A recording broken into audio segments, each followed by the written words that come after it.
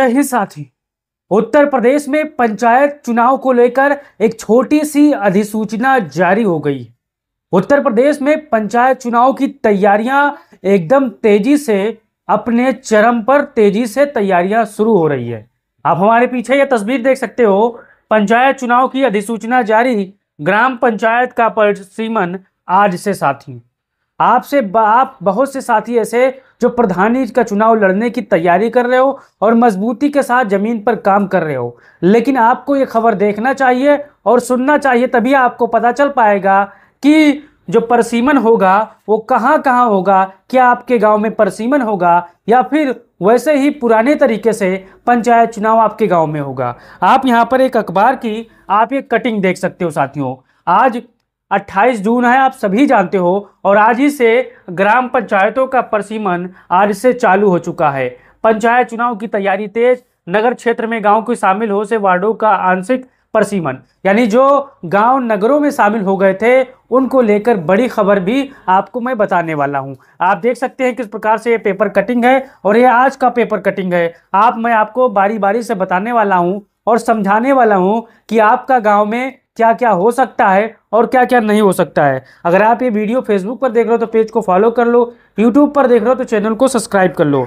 अब यहाँ पर आप देख सकते हैं उत्तर प्रदेश में आज 28 जून 2025 से ग्राम पंचायतों के परिसीमन की प्रक्रिया शुरू हो गई है। यह एक कदम आगामी त्रिस्तरीय पंचायत चुनाव 2026 की तैयारियों का हिस्सा है। नीचे विस्तार से आज मैं आपको बताने वाला हूँ साथियों। अब यहाँ पर देख सकते हैं, आप पढ़िए परिसीमन का पूरा कार्यक्रम, यानी आज जो परिसीमन होने वाला है वो कैसे होगा, क्यों होगा और इससे क्या फायदा होगा, क्या नुकसान होगा, मैं आपको बताने और समझाने वाला हूं। पहला आप देख सकते हैं जनसंख्या निर्धारण 28-30 जून। हर ग्राम पंचायत के अंतर्गत आने वाले राजस्व गांवों की जनसंख्या की समीक्षा की जाएगी। इससे यह तय होगा कि कौन सी पंचायत मानदंड न्यूनतम 1000 निवासी पूरी करती है और किनमें बदलाव की जरूरत है। मान के चलिए ये एक ऐसी प्रक्रिया है जो हर चुनाव से पहले पूरी होती है। इसमें देखा जाता है कि कितने नए ग्राम पंचायत बनाए जाएंगे, कितनों को दूसरे गांव में जोड़ा जाएगा, इसका एक प्रक्रिया का हिस्सा है। फिर यहाँ पर आप देखिए दूसरा, प्रस्तावित वार्ड सूची और प्रकाशित 1 से 3 जुलाई। त्रिस्तरीय पंचायत ग्राम क्षेत्र जिला के लिए एक नए वार्ड क्षेत्र रेखा की प्रस्तावित रूपरेखा तैयार जिला स्तर पर प्रकाशित की जाएगी। यानी जो पिछले चुनाव में जो पंचायत थे वो 2-2 गांव में शिफ्ट हुए थे। मान के चलिए आपका गांव में 2 गांव लगती है, तो उसमें अगर वोटों की संख्या ज़्यादा हुई तो उसको यहाँ पर एक पंचायत घोषित कर दिया जाएगा, दूसरा पंचायत वहाँ पर रहेगा। इस चीज़ को आपको समझना है। अब यहाँ पर देखिए तीसरा, आपत्तियाँ दर्ज 4 से 8 जुलाई। समान्यजन एक समूह अपनी आपत्तियां जैसे कि सीमाओं या जनसंख्या के आंकड़ों पर प्रश्न दर्ज करवा सकेंगे। अगर आपको शक है कि हमारे ग्राम पंचायत में आबादी तो ज़्यादा है लेकिन यहाँ पर बगल के गांव में जोड़ा गया है, तो वो आप आपत्ति दर्ज कर सकते हो ताकि उस पर सुनवाई हो और आपके ग्राम पंचायत को अलग किया जा सके। अब यहाँ पर देख सकते हैं आपत्तियों का निस्तारण 9-11 जुलाई।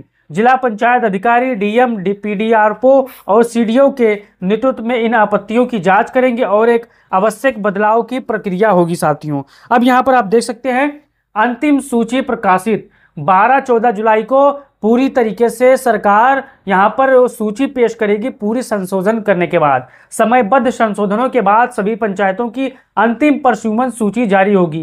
यानी गांव का जो भी हिस्सा अभी बदलहाल है, जो हिस्सा शहरों को जोड़ दिया गया है, उस चीज को लेकर पूरी सूची तैयार की जाएगी कि किन किन ग्राम पंचायतों में प्रधानी का चुनाव संभव है और कौन कौन जो नगर में गाँव गए हैं उनका जो हिस्सा बचा है वो किस ग्राम पंचायत के तहत जोड़ा गया है। यहाँ पर अब छठवां पढ़िए, पंचायती राज निर्देशालय के प्रस्तुति 16 जुलाई। अंतिम सूची सभी जिलों में पंचायत निर्देशालय को भेजी जाएगी ताकि यह तीसरी चरण की कार्रवाई की आधारशिला बने साथियों। अब यहाँ पर आप देखिए क्यों हो रहा है ये परिसीमन, इस चीज को आपको समझना है, तभी आप पूरी तरीके से समझ जाएंगे कि हाँ ये ऐसी प्रक्रिया क्यों हो रही है। हर चुनाव में होती है नए ग्राम पंचायतों को जोड़ने के लिए।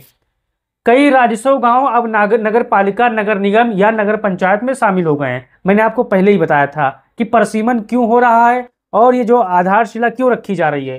तो कई राजस्व गांव अब नगर पालिका, नगर निगम या नगर पंचायत में शामिल हो गए हैं, जिससे ग्राम पंचायतों की आबादी मानक 1000 से गिर गई है। यानी आपका गांव आपके बगल के नगर में शामिल हो गया है, यानी इसको नई नगर पंचायत बना दी गई है। अगर ये आपका एक जो गांव की आबादी है उसकी जनसंख्या 1000 से कम है तो उसको किस गांव में जोड़ना है, कहां पर शिफ्ट करना है, यही सब प्रक्रिया को परसीमन कहा जाता है। अब ऐसी पंचायतों को तो एक साथ मर्ज किया जाएगा या फिर स्वस्थ रूप से पुनर्गठन कर नई सीमाएं तय की जाएंगी, यानी जहां पर संभव होगा उस गांव को वहां पर जोड़ दिया जाएगा। अगर वो गांव अकेले में सक्षम है एक नगर नई पंचायत बनाने के लिए तो वहां पर एक नया पंचायत बना दिया जाएगा।